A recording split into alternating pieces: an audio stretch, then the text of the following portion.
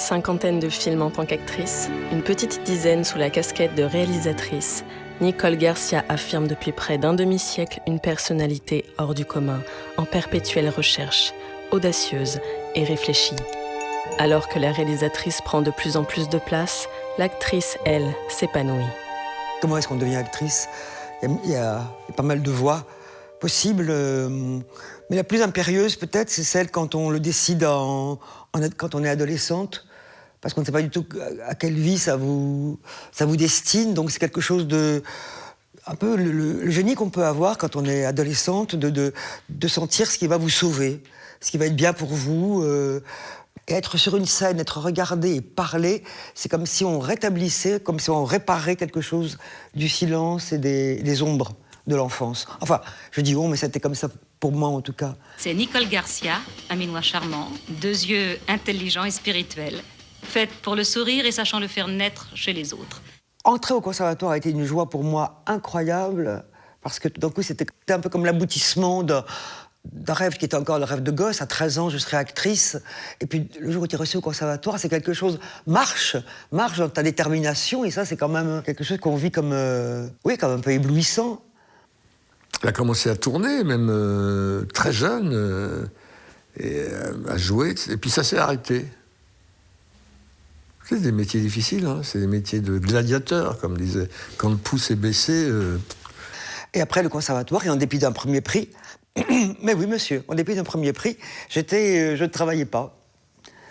Et avoir 20 ans et être au chômage, je trouvais qu'il y avait quelque chose là-dedans qui n'allait pas du tout, quoi. Qui allait pas du tout, surtout dans l'assurance dans laquelle j'étais, que j'allais être actrice, que je ne voyais pas quelle épreuve j'allais pouvoir, ou quel barrage j'allais pouvoir rencontrer. Et puis tout d'un coup, c'est ça, c'était... je me baladais avec mes photos partout... Dans les couloirs des buts de Chaumont, et voilà, et on ne voulait pas de moi, c'était ou trop grande, ou trop maigre, ou trop ceci. Enfin, il y avait toujours quelque chose qui n'allait pas. Et donc je me suis souvenu que j'avais beaucoup aimé la philo en terminale. J'allais dire la philosophie. Oui, la philosophie en terminale. Et je suis reparti à Sancier. Elle a repris la fac. Et donc, on était venu la rechercher pour en tournée, remplacer quelqu'un dans un rôle secondaire dans une pièce de Tchekhov. Et puis c'est vrai que c'est arrivé par Patrick Chenet, qui jouait à Nanterre, dans une scène de Pierre Debauche, la Cerisay. Et l'actrice qui jouait Dounia Chaï n'a pas voulu faire la tournée. Il dit, moi j'ai une copine qui était très bien au conservatoire, qui est repartie en fac. Et voilà, et c'était moi, et il m'a rappelé comme ça. Elle avait une dimension comique, qu'elle n'a pas complètement exploitée d'ailleurs, hein. Elle est plutôt allée vers un personnage plus dramatique ou sensible ou réaliste, quoi. Et c'est vrai que j'ai des amis qui me disent souvent, mais pourquoi tu écris des choses plutôt conflictuelles, sombres ou dramatiques, ou tragiques, voire tragiques, alors que tu es dans la vie quelqu'un de drôle. Mais je ne peux pas vous le démontrer que je suis drôle comme ça, c'est un peu difficile. Tu sais ce que c'est une atmosphère? Oh, bah, Strezal est unique. Oh, il y a plein d'eau, des petites fleurs partout. Oh, puis une vue, oh, superbe. Oui, une vue superbe. Elle est très rieuse, elle est très sensible à l'humour, à la déconnade, au décalage, des trucs un peu fous, quoi. Ça lui plaît bien. Quand Rivette m'avait vu au théâtre, il m'avait dit je voudrais exactement ça, dire la même interprétation d'un personnage qui était pourtant une sorte de ticket girl dans un bar à Berlin. Et j'ai jamais compris la parenté qu'il faisait entre ces deux personnages. C'était Rivette, c'était son cinéma, c'était son monde. Et ça ne ressemblait à rien de ce que j'avais imaginé alors pour le cinéma. Tous les films que je fais dans ce début de ma brillante carrière, c'est des films que j'ai faits en jouant en même temps au théâtre. Et pour moi, c'était le théâtre qui était essentiel. Mais j'ai fait des films qui m'ont quand même beaucoup... qui, après réflexion ou après expérience vécue, ont beaucoup compté pour moi. C'était avec Laurent Hellman, fait La Question. Sa mère voulait pas qu'elle le fasse. Elle m'avait appelée. Brigitte, dites-lui que si elle fait pas le film, je lui fais les rideaux neufs. Elle voulait pas qu'elle fasse ce film. C'était une croix pour elle. Et pour Nicole, ça a été très dur, le retour dans la famille. Après avoir fait le film, qu'elle a eu raison de faire. Là, elle a été très, très courageuse. Ma famille m'a beaucoup critiqué de faire la question. Je leur ai expliqué qu'il n'était pas question de... On ne disait pas de mal des Français d'Algérie, mais on disait simplement... On parlait de ce qui s'est passé dans l'armée française. C'est l'armée française qui était hautement critiquée et dont on révélait les actes. Mais j'ai eu du mal quand même. Ils m'ont fait passer quand même un été sans parole à cause de ça. Ce que nous voulons, Madame Audineau et moi, c'est que la commission de sauvegarde obtienne des nouvelles de nos maris. Ah mais bon, c'est vrai. Vous me demandez si moi j'ai été torturée. Pas encore, Monsieur le Président. Mais c'est de mon mari que je suis venue vous parler. La guerre d'Algérie, bah oui, ça a été comme la cassure, le schisme de mon enfance, quoi. Oui, quand il est convenu d'appeler un exil, quand on a vécu 15 ans sur une terre, et surtout quand ses parents s'y sentent comme, effectivement, comme chez eux, en tout cas, ont cette folie de le croire, et voilà, mais qu'on les voit vivre comme ça, après on reçoit... Moi, je pense que j'ai reçu un chagrin, je dis parfois en héritage, quoi, de mes parents, parce que moi, je comptais partir, justement, pour faire cette carrière tellement espérée, de jouer au théâtre, donc d'aller à Paris. Mais j'étais contente de partir de chez moi, mais pour eux, ça a été vraiment quelque chose de très difficile, de très douloureux. Et je respecte beaucoup cette peine qui a été la leur. Voilà, bien que la grande histoire voulait cette indépendance, mais voilà, il y a plein de gens qui n'avaient pas été ni politisés assez, ni voulu l'être pour ne pas le vivre comme un cauchemar. La question de la guerre d'Algérie, Nicole Garcia se la posera sur plusieurs films. Parmi eux, L'honneur d'un capitaine de Pierre Schoendoerfer en 1982. C'est un film que j'aime énormément et j'aime beaucoup Schoendoerfer, j'aime beaucoup la manière qu'il a, la poésie qu'il a pour parler de la guerre et de tout ce qui l'accompagne. Et c'est un film qui est important. Enfin, en tant que réalisatrice, elle l'abordera dans Un balcon sur la mer, film forcément sur la mémoire et le déracinement.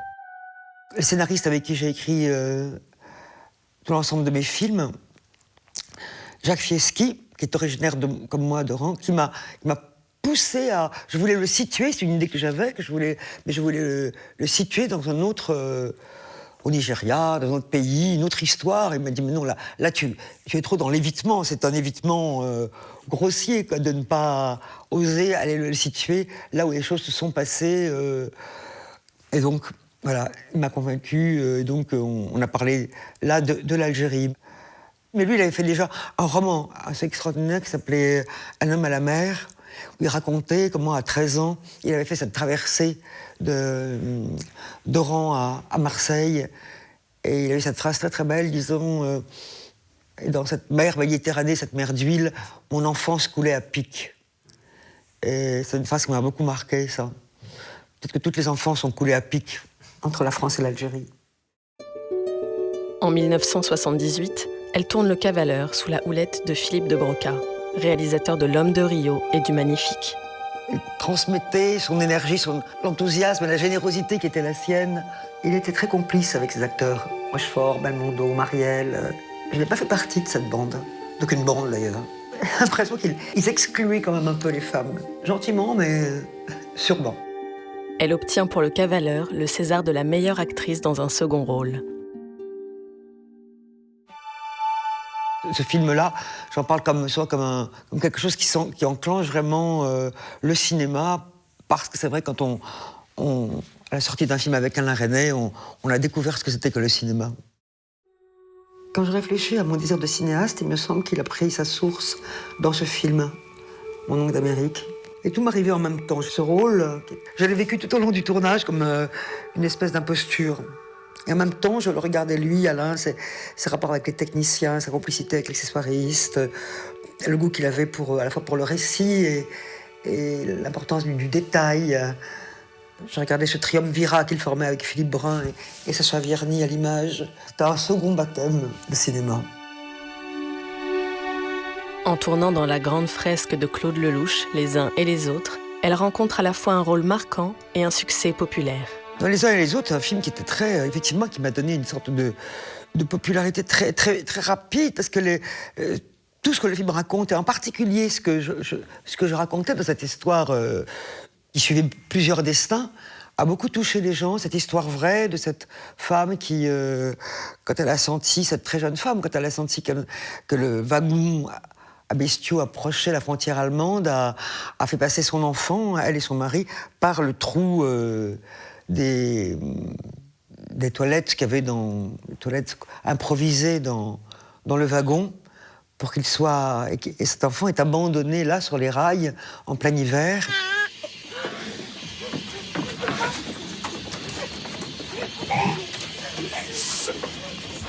Laisse-moi. Laisse-moi.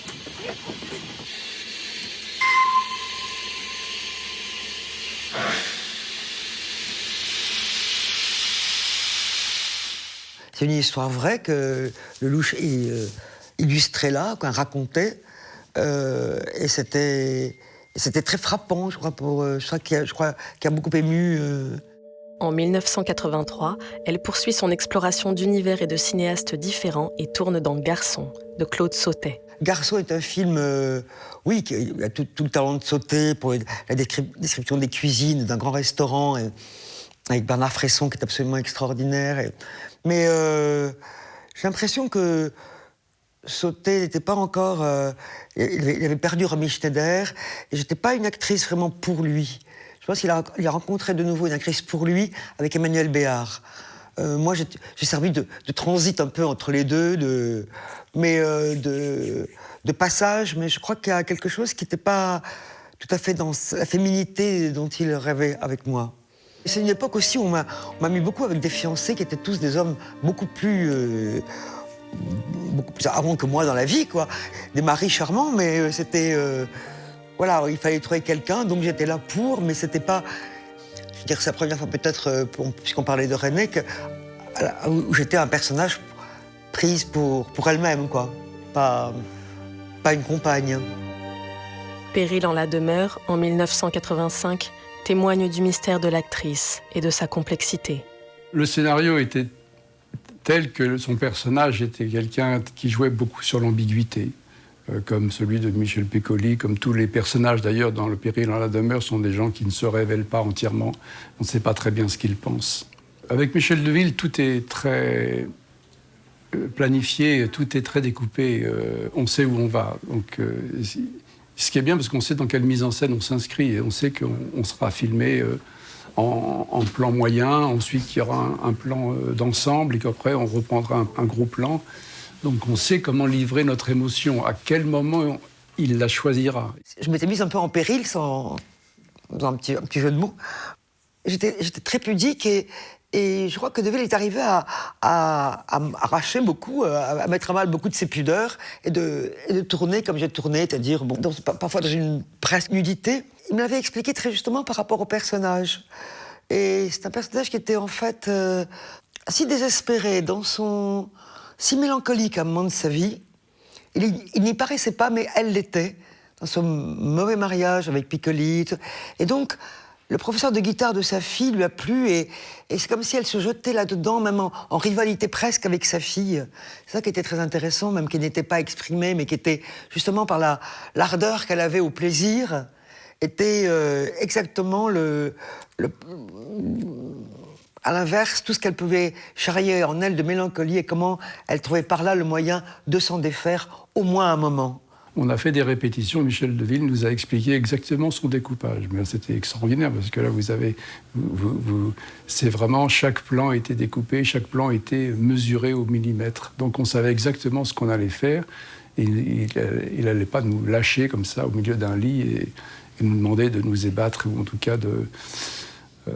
et donc c'était une mise en scène véritable. Donc, et ça a rassuré, je crois, beaucoup aussi Nicole Garcia, qui est quand même une personne assez, je pense, inquiète et qui qui n'a pas peur de se livrer, mais qui est un peu parfois sur la défensive, même dans ses relations, je pense, avec les gens. Donc elle a cette générosité et en même temps cette distance qu'elle met toujours de peur d'être peut-être happée ou qu'elle préserve en tout cas sa liberté. Elle est capable de grande légèreté, de comédie, bien sûr. Et puis derrière, il y a toujours quelque chose quand même, cette interrogation qui est au fond d'elle, qui remonte toujours à la surface, comme une bulle qui vient éclater au milieu d'une phrase, et qui fait que ça, tout d'un coup, il y a quelque chose de plus grave qui se passe. Et en même temps, elle a cette voix aussi, hein, qui est aussi dans les graves, qu'elle utilise aussi. Il y a un timbre. En seulement quelques films, Nicole Garcia a su imposer sa personnalité singulière au cinéma. C'est quelqu'un qui a un charme incroyable, qui est très fort et qui nous ensorcelle, qui ensorcelle beaucoup de gens d'ailleurs. Elle parle toujours avec une pointe d'interrogation au bout de sa phrase.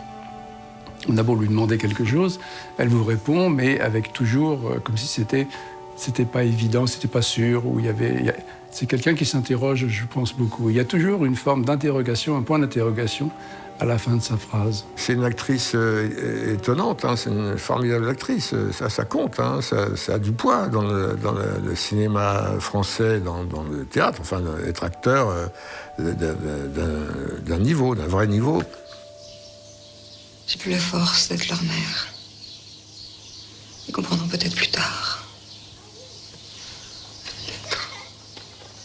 Quand ils seront en âge d'aimer. Je vais enfin aller le rejoindre. Ça fait 1 an qu'il m'attend. Et Dieu m'a exaucé, je vais enfin mourir. Évidemment, là-haut, on n'aura plus nos corps. Mais nos âmes seront réunies. Rien ne pourra plus nous séparer. Heureusement que le paradis existe. Sinon, on deviendrait fou. C'est l'histoire de ma mère. Donc, fantasmée, bien sûr, puisque je l'ai perdue à 6 ans et demi. Je me souvenais pas bien. Brigitte me faisait jouer le rôle de sa mère, donc j'étais très, très émue, un peu encombrée presque de cette charge-là, puisque justement il y avait la mort. Pour elle, qui dans la vie réelle était une petite fille de 5 ans, quand sa mère mourait, je sentais que c'était une scène qui était difficile et importante pour elle. Et Nicole, elle pleure pas, et dans Outre-mer, je voulais qu'elle pleure. Quand elle fait sa mauvaise prière, ce que j'appelle qu'elle donne tous ses enfants contre son mari, sinon j'irai plus jamais à la messe, mélange le comique et le pas comique, et elle n'arrivait pas. Elle n'arrivait pas à le rentrer, hein, elle n'arrivait pas. Et à un moment, elle était dans la salle de bain derrière, je vais la voir, je lui dis, Nicole, je peux te dire quelque chose de terrible, d'atroce. Je ne vais pas vous dire ce que je lui ai dit. Je lui ai dit un truc atrocement tragique qui pouvait arriver, qui aurait pu arriver. Elle m'a dit, pars-toi. Je suis allée me planquer contre le mur, contre la caméra, parce que c'était pas très grand. Et elle est rentrée et elle était dévastée pour faire ce truc-là. Je vous donne mes enfants. Prenez-les tous, même la petite. Oh non. Ayez pitié de moi. Pardonnez-moi. Et je trouve que c'était un grand moment de Nicole. Voilà. Et que quand il y a ces moments-là, par hasard, qui arrivent, il faut les laisser venir. Bah oui. Nicole Garcia confirme son statut d'actrice qui compte dans le paysage du cinéma français. Mais déjà, une autre facette du métier l'appelle.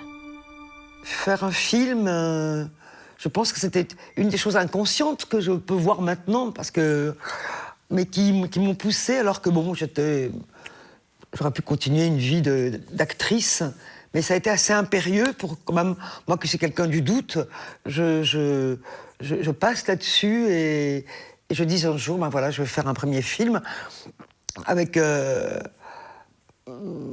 court-métrage d'abord et puis un week-end sur 2.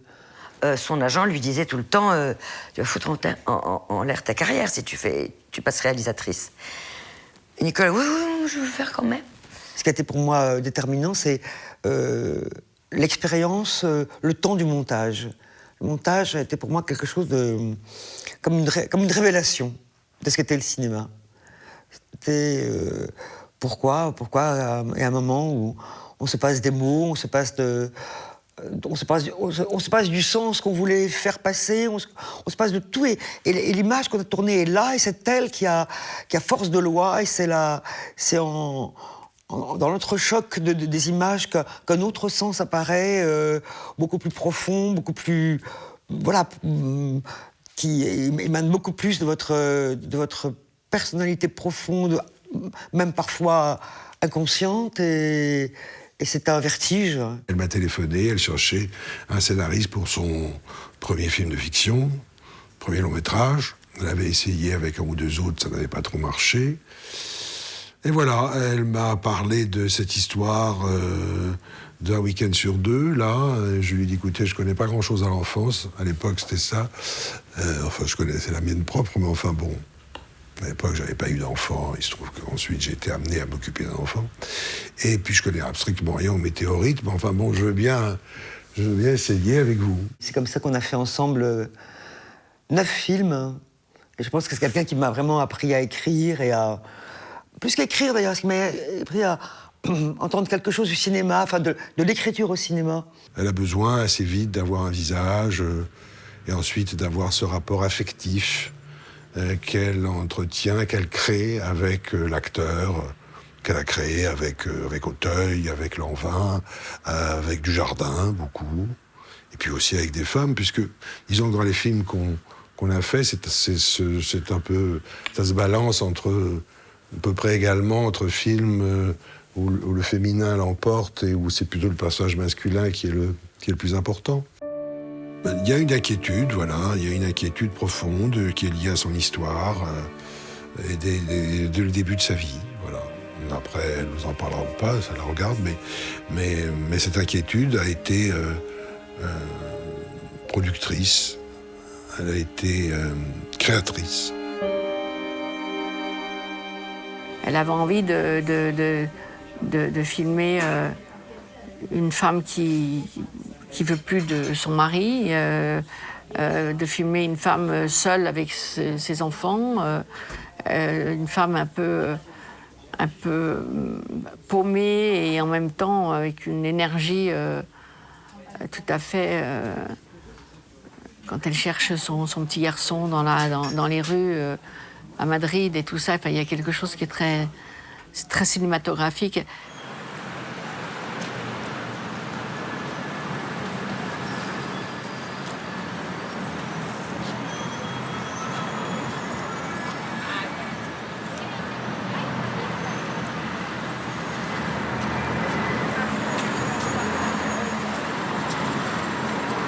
Camille, je la connais, je l'ai connue assez vite, quoi. Je l'ai aimée et je l'ai interprétée avec plaisir. Un besoin de liberté, un besoin de faire ce qu'on veut, un besoin d'être proche de son enfant. Enfin, il y avait quelque chose de très féminin là-dedans. Elle se donne tellement à son film, on sent que c'est tellement vital pour elle, etc., que c'est quelqu'un à qui on a envie de donner beaucoup. Elle n'irait jamais rassasiée, elle en voudrait toujours plus. Si on pouvait faire des journées de 50 heures, elle les ferait. Hein. Elle a certainement beaucoup bossé en amont pour préparer le film. Elle connaissait les tournages, elle connaissait le cinéma, elle connaissait les acteurs, elle connaît son métier d'actrice. Et donc, Nicole, elle a toujours peur de rater quelque chose. Elle a toujours peur de rater quelque chose, et alors qu'elle ne rate pas énormément de choses. Nicole est une grande spécialiste de l'hésitation. Elle hésite beaucoup. Elle est pétrie de ce doute, Nicole Garcia, mais c'est sa façon d'avancer. C'est-à-dire que c'est pas le doute ou bien ça vous enlise définitivement. Et bon, tout s'arrête, ou bien alors, visiblement, c'est pas son cas chez elle, pas le cas chez elle, et donc elle avance à travers le doute, effectivement, des foucades, des reculs, elle revient, et puis elle va trouver. Mais elle a besoin de cette médiation, d'interrogation, de doute, qui peut être parfois un peu déconcertant pour ceux qui travaillent avec elle, mais enfin... À vrai dire, non, parce que comme elle crée quelque chose de très affectif autour d'elle, on la suit, quoi. Que je peux définir souvent comme quelqu'un du doute. Là, je n'ai eu peur de rien. Larousse, c'était très amusant à faire et tout. C'était l'automne, il faisait un froid, mais un froid à crever. et elle a voulu, tu vas dans l'eau, mais jusqu'au bout, puis tu reviens doucement, etc. J'étais comme un concierge. Non, tu continues plus loin, etc. Ah là là.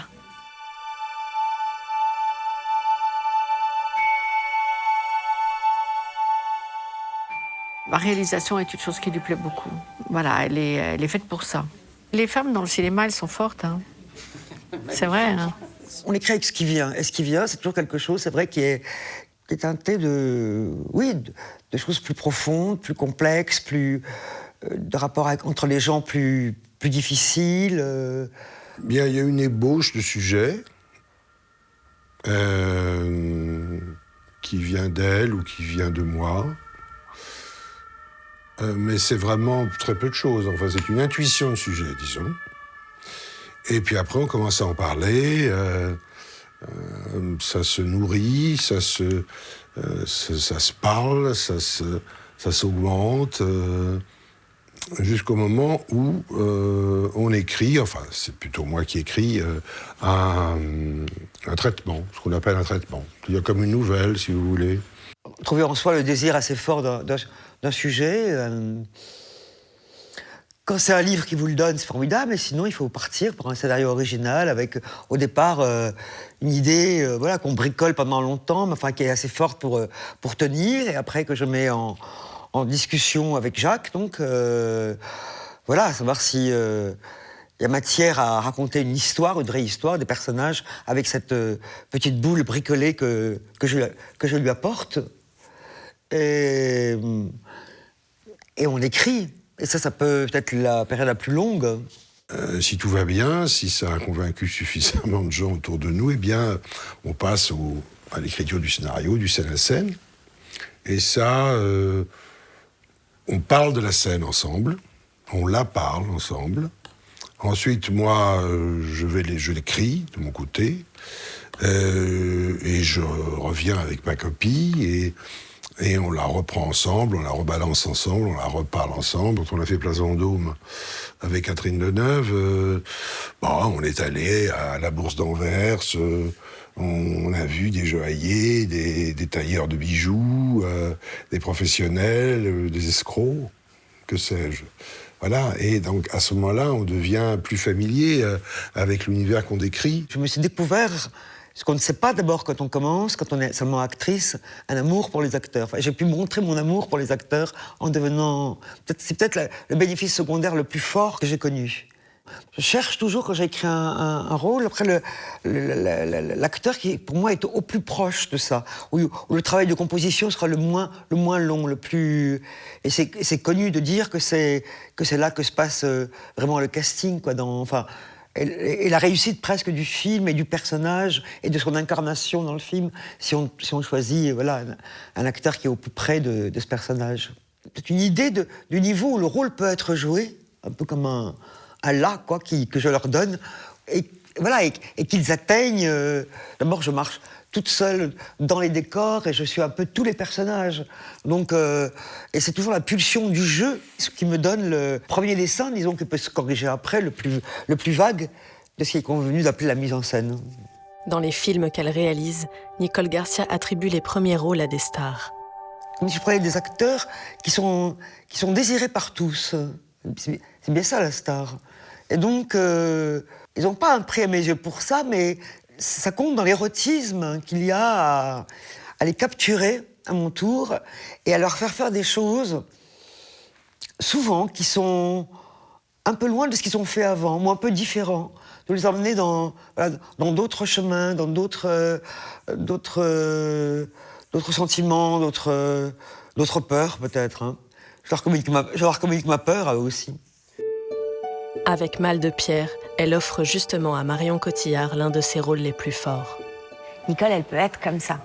Elle peut avoir cette cette grande chose à l'intérieur d'elle qui va être une grande respiration, mais qui va pouvoir aussi la dévorer, en fait.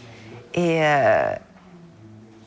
comme elle est actrice, elle aussi, dans sa manière d'amener l'acteur à faire une scène, il y a beaucoup, beaucoup de respiration chez elle. Il y a quelque chose où elle retient son souffle et puis elle le laisse aller en même temps que l'acteur. Parfois, on l'entend derrière la caméra, respirer, accompagné par un souffle, l'acteur. Et sur toutes ces scènes très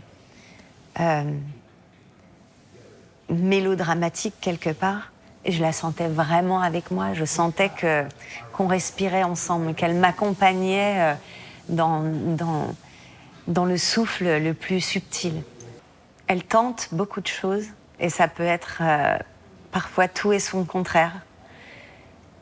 Donc à un certain moment du tournage, je me disais que j'avais besoin d'être préparée à toute éventualité, à pouvoir tourner une scène ou faire une prise et puis aller dans une direction totalement différente, avec toujours cette recherche d'authenticité, donc même dans des choix totalement différents, des directions totalement différentes, j'avais cette confiance en elle que on pouvait trouver l'authenticité dans chaque manière de faire la scène. Et ça m'a fait un peu peur au début. Je me suis dit, j'espère que je ne vais pas me perdre là-dedans. Et puis on était tellement ensemble, toutes les deux, qu'à partir du moment donné où j'ai été prête à tout, à explorer tout ce qu'elle allait me demander d'explorer, c'était très rapide. Elle pouvait me dire surtout, voilà, reste presque froide à ce moment-là, et puis en plein milieu de la prise, me demander d'éclater d'émotions, et je dois avouer que c'est un exercice que j'ai adoré dans sa chambre à lui, le moment où elle découvre qu'il n'est plus là.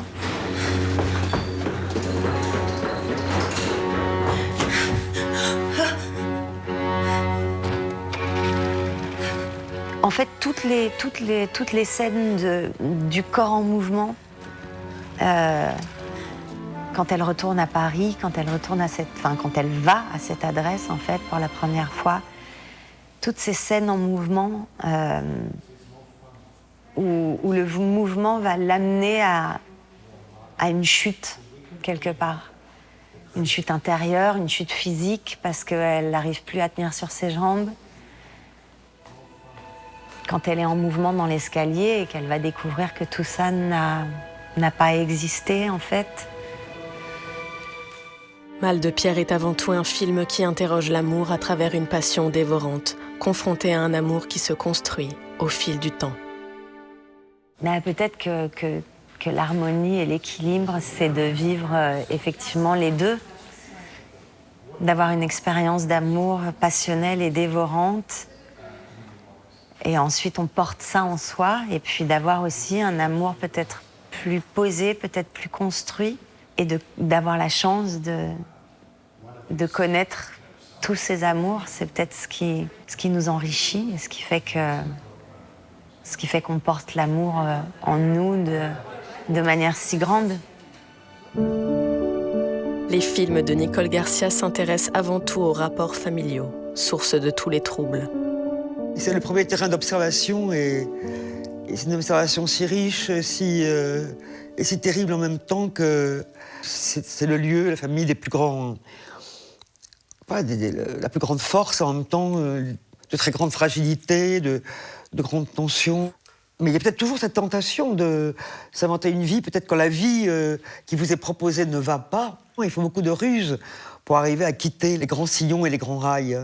Mais la réalité peut être déceptive, elle peut être décevante, ou alors elle peut être aussi une forme d'accomplissement ou de réconfort. Par exemple, dans Mal de Pierre, et ça c'est pas dans le roman, hein, oui, à un moment donné, cette femme qui a rêvé sa vie, elle doit comprendre qu'elle l'a rêvé, et que celui qui est à côté d'elle, en l'occurrence son mari, l'a laissé rêver.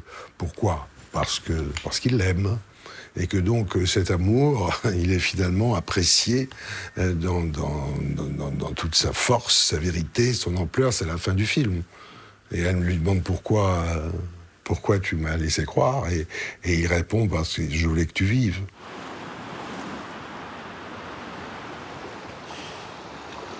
Pourquoi tu m'as rien dit?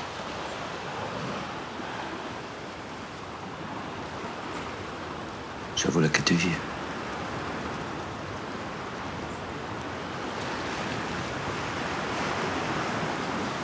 Quand j'essaie de voir de voir ce qu'on appelle un dénominateur commun, mais souvent c'était des personnages qui, comme le fils préféré, qui au début du film sont pris dans des... On ne sait pas pourquoi, lui il a un problème avec l'argent, il perd l'argent alors qu'il est tellement...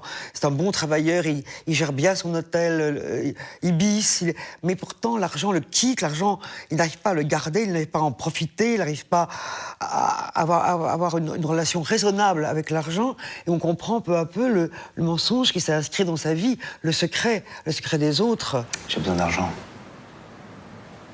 30 briques. C'est beaucoup, 30.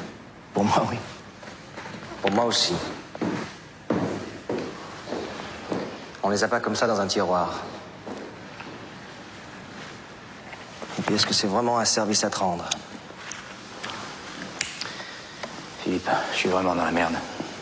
J'en doute pas. Les 30 briques, moi, je les ai pas. Tu veux dire que pour moi, tu les as pas? Si tu préfères. Pourquoi je te les prêterais? Donne-moi une raison, ça fait 10 ans qu'on se parle plus. Tu me vois en train de te signer un chèque en te disant t'as bien fait de venir, je suis très content de te revoir, allez, sans rancune. Tu voyais ça? Non, je voyais pas ça. Alors pourquoi t'es venu?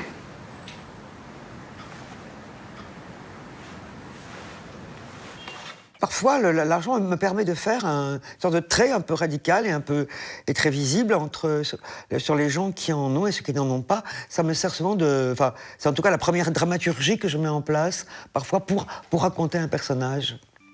Le fils préféré est aussi le film d'une illusion qui se heurte à la réalité. Pas une illusion dans le cas du fils préféré. C'est quelque chose qui va se déchirer, qui va lui montrer la vérité. On le voit bien dans les derniers plans du film. Il peut en faire revenir devant sa fille, et sa fille le regarde comme quelqu'un qui s'est réparé, qui s'est retrouvé. Je souhaite le meilleur pour mes personnages. Je les aime autant que les acteurs qui les incarnent. Avec l'adversaire, elle se penche sur l'affaire Roman, où un homme dont la vie entière repose sur un mensonge tue femme et enfant pour ne pas être découvert. C'était assez une histoire qui m'avait fasciné en même temps, horreur et fascination, comme souvent dans les faits divers, de cette importance-là. Parce qu'il y a quelque chose effectivement de nous qui se montre là, qu'on ne veut pas voir, mais qui est quand même là et qu'on regarde avec des regards parfois très, très particuliers, très impurs.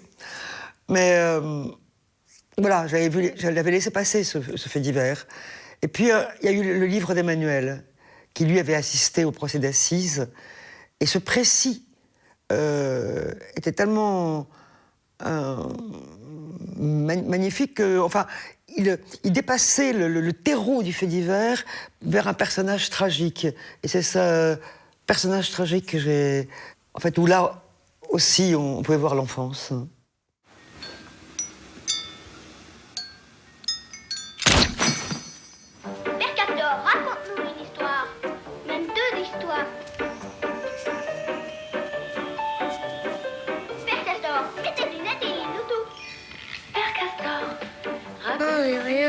Regardez la fin.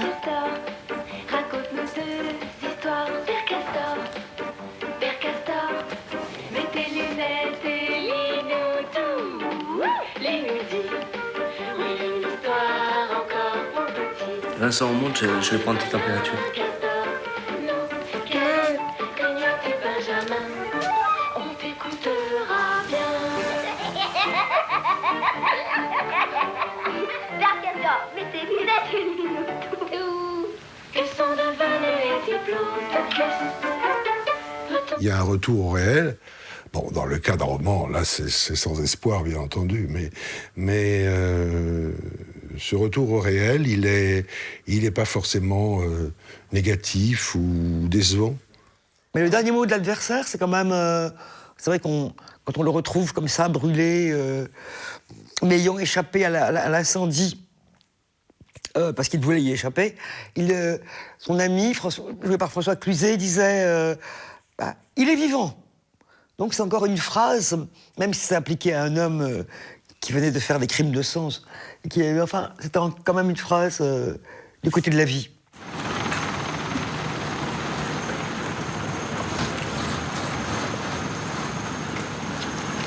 Il est vivant.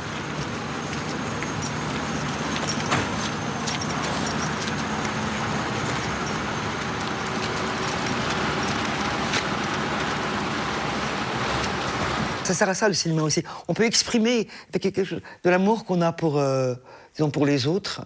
En tout cas, la curiosité qu'on a pour les autres. C'est ça peut-être qui est peut-être le plus important. Et d'arriver au désir de réparation, qu'ils soient mieux à la fin du film que dans l'ornière où je les ai trouvés au début. Mais toujours longtemps un mouvement ascendant comme ça pour eux. Sans pour autant faire des happy end triomphants. Mais j'appelais ça des happy end tremblés, quoi. C'est tout ce qui vont mieux, mais qui demandent à être confirmés. Parallèlement à cette carrière éblouissante de réalisatrice, Nicole Garcia a poursuivi le chemin de l'actrice, avec de belles rencontres, comme celle de Claude Miller pour Betty Fischer et autres histoires, en 2001, et La petite Lily, l'année suivante. Miller parlait très bien des blessures. Je l'ai rencontré à une époque où j'étais pas très heureuse, donc ça m'allait très bien de le suivre dans ses précipices. Et c'était bien aussi, dans ce film, Betty Fischer et autres histoires, de rencontrer Sandrine Kiberlin. La vie n'est pas facile, les sentiments sont contrariés, la vie contrarie les sentiments. C'est pour ça que j'aimais beaucoup son interprétation de La petite Lily, qui était une adaptation de la Mouette de Tchekhov. Parce que comme Tchekhov, il racontait tout le désordre qu'il pouvait y avoir dans les esprits quand la vie ne tient pas les promesses. La douleur que ça représente quand la vie ne tient pas les engagements qu'on pensait qu'elle avait pris avec nous, pauvres que nous sommes. C'est la confrontation entre un cinéma installé et puis un jeune réalisateur qui va arriver et on lui dit oui, mais ce que vous faites, ça verra jamais le jour parce qu'il faut composer avec les lois du marché. C'est d'ailleurs ce que lui dit Nicole Garcia. Je présente mon film au tout début, mon court-métrage. Il y a une personne qui compte pour toi, c'est ta mère, et t'aimerais qu'elle puisse recevoir le film comme ça calmement. Et puis non, elle te le dézingue tout le temps. Si bien que moi j'arrête la projection et puis je dis bon allez, ça c'est de la merde, toi t'es méchante, toi tu me fais chier. Je suis parti en claquant la porte, il y avait Bernard et Giraudot qui étaient juste à côté. Bon, il s'est pris la porte en pleine tronche. Je voulais pas vous emmerder plus longtemps, mais vous me faites chier. Yvan, attends, une seconde. Qu'est-ce qu'il te prend, ça va pas, non? Toi, t'es une femme méchante. T'es quelqu'un de méchant. Mais t'es malade ou quoi? Mais attends, on a quand même le droit de réagir, non? Si tu montes ton film aux gens, il faut accepter la critique. Et de quelle critique tu parles? Tu veux qu'on les regarde ensemble, les films que tu fais avec lui? C'était cette actrice un peu si narcissique, si pleine d'elle, qu'elle ne voit pas le malheur des autres et en particulier de son fils. Autre rendez-vous important dans sa filmographie, celui avec Claire Simon, qui, entre fiction et documentaire, installe sa caméra Gare du Nord. Je sentais que c'était une aventure singulière pour un acteur, de se plonger dans cette gare, d'être avec les gens, d'être en première ligne au contact des gens en plus, puisque mon personnage fait des enquêtes, il est sociologue, qui tombe plus ou moins amoureux de cette femme jouée par Nicole Garcia. On vivait au rythme de la gare. Voilà, donc nous on jouait et la gare était notre cours de récréation pour nous amuser. Et pour le coup, moi j'ai pas du tout l'image de Nicole Garcia en contrôle sur cette aventure. J'ai au contraire l'image d'une femme qui retrouve le geste enfantin de se plonger dans un lieu, au milieu des gens, dans une histoire, guidée par une réalisatrice à laquelle elle fait totalement confiance et un lâcher-prise total. Et surtout une grande joie. Voilà. C'est vraiment... je me souviens de l'enthousiasme de Nicole quand on commençait les journées de tournage. Je me souviens du peu de confort qu'elle demandait, qu'elle pouvait exiger, et au contraire de la gourmandise qu'elle avait à être là dans un couloir de métro de la gare du Nord, assise sur un tabouret pliant entre deux prises, et heureuse de vivre ça, et je l'étais aussi, quoi. Alternant entre le jeu et la réalisation qui lui prend en moyenne 4 ans, Nicole Garcia est sur tous les fronts. Dernier opus en date, Amant, thriller qui détonne par sa facture classieuse. Amant est un film noir, c'était quelque chose qui était un film noir et glacé comme un thriller, quelque chose qui est un trio, et quand on dit trio, on sait que ça ne peut pas finir de manière douce, tout le monde le sait, les protagonistes aussi, et la balle est lancée, et voilà, savoir comment ça va retomber qui est l'enjeu. Regarde, Reinhard, il est en Allemagne, il s'occupe de quelqu'un. Ah, mais je sais pas quoi faire, moi. Bon, écoutez, là, oui, c'est ça, proposez.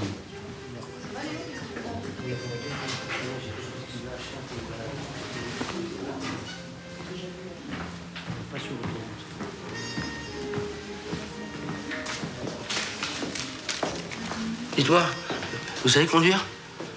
Oui. Je dois aller demain matin à Zurich, un aller-retour dans la journée. Si vous pouviez, enfin, si vous êtes libre, vous fixez votre prix. Je crois pas. C'est oui ou c'est non? Oui, non, ouais.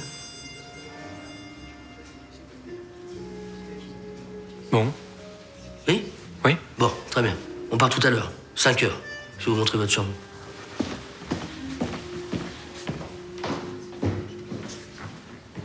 Il y a beaucoup de choses qui me sont très personnelles dans chacun des films. Ils viennent de mon histoire la plus intime, hein, mais qui est voilà, comme un... qui est noyé ou qui est enfilé dans la fresque, quoi. Elle a décidé de faire des films. Et elle a bien fait, parce que c'est des beaux films. Hein. C'est devenu quelqu'un de majeur dans le cinéma français, quoi. Surtout chez les femmes. Elle a un cinéma très, très personnel, très à elle. Il y a une marque, Nicole Garcia. Nicole, c'est l'élégance. C'est toujours à la juste place. Elle a une grande énergie. C'est quelqu'un qui a vraiment un feu en elle. Il y a une passion de ce métier, il y a une passion de la vie, il y a une passion des gens qu'elle rencontre, de l'humain. Et puis, il y a quelque chose de viscéral dans son cinéma qu'elle donne vraiment sur le plateau. Il y a un panache, y compris dans les hésitations qui la font se mouvoir.